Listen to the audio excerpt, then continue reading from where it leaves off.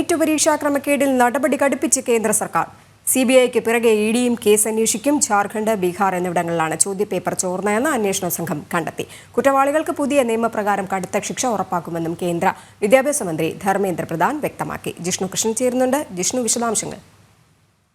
ഈ വർഷത്തെ medical പ്രവേശനത്തിലുള്ള NEET പരീക്ഷയുമായി ബന്ധപ്പെട്ട നടന്ന ക്രമക്കേടുകളിൽ കേന്ദ്ര സർക്കാർ നടപടി കടുപ്പിക്കുകയാണ്. നേരത്തെ ഈ വിഷയത്തിൽ ഗ്രേസ് മാർക്ക് അനുവദിച്ചതിൽ അപാകതയുണ്ട് എന്ന് നേരിട്ട വിദ്യാർത്ഥികൾക്ക് പുനഃപരീക്ഷ നടത്താൻ സുപ്രീം കോടതി തീരുമാനിച്ചിരുന്നു. അതിന് പിറകെയാണ് ഈ നീറ്റ് പരീക്ഷയിലെ ചോദ്യപേപ്പർ ചോർന്നു എന്ന ആരോപണത്തിൽ കേന്ദ്ര സർക്കാർ അന്വേഷണം ശക്തമാക്കിയിട്ടുള്ളത്. നിലവിൽ CBIയും ഒപ്പം ബീഹാർ പോലീസിന്റെ പ്രത്യേക വിഭാഗവും അന്വേഷണം ഊർജിതമാക്കിയിട്ടുണ്ട്. ഒപ്പം എൻഫോഴ്സ്മെന്റ് ഡയറക്ടറേറ്റും ഈ കേസ് അന്വേഷിക്കുന്നു എന്നാണ് മനസ്സിലാക്കുന്നത്. ഇതുവരെ നടത്തിയിട്ടുള്ള അന്വേഷണത്തിൽ ബീഹാർ, ജാർഖണ്ഡ് എന്നിവിടങ്ങൾ കേന്ദ്രീകരിച്ചുകൊണ്ടാണ് ഈ ചോദ്യപേപ്പറിൽ ക്രമക്കേട് നടന്നത് എന്നാണ് കണ്ടെത്തിയിട്ടുള്ളത്. ഈ പരീക്ഷയ്ക്ക് ശേഷം മെയ് 6-ന് പട്നയിൽ നടത്തിയ പരിശോധനയിൽ കത്തിക്കരിഞ്ഞ നിലയിൽ ചില ചോദ്യപേപ്പറിന്റെ ഭാഗങ്ങൾ കണ്ടെത്തിയിരുന്നു. അത് കേന്ദ്രീകരിച്ച് നടത്തിയ പരിശോധനയിലാണ് ജാർഖണ്ഡിൽ നിന്നാണ് ചോദ്യപേപ്പർ ചോർന്നത്. ജാർഖണ്ഡിലെ ഹസാരി ബാഗിലെ പരീക്ഷാ കേന്ദ്രത്തിൽ നിന്നാണ് ചോദ്യപേപ്പർ ചോർന്നത് എന്ന് കണ്ടെത്തിയത്. ഇതിൽ പങ്കാളികളായിട്ടുള്ള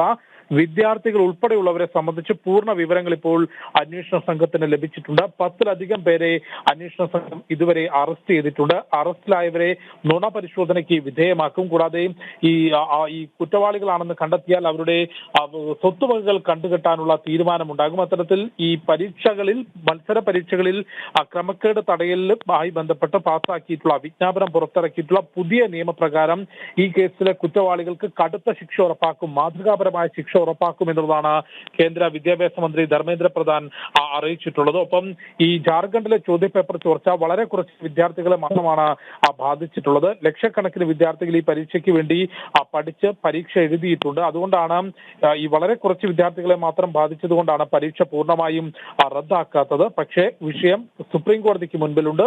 വിഷയത്തിലെ അന്തിമ തീരുമാനം സുപ്രീം കോടതിയുടേതായിരിക്കും എന്നുള്ളത് കൂടി അറിയിച്ചിട്ടുണ്ട്.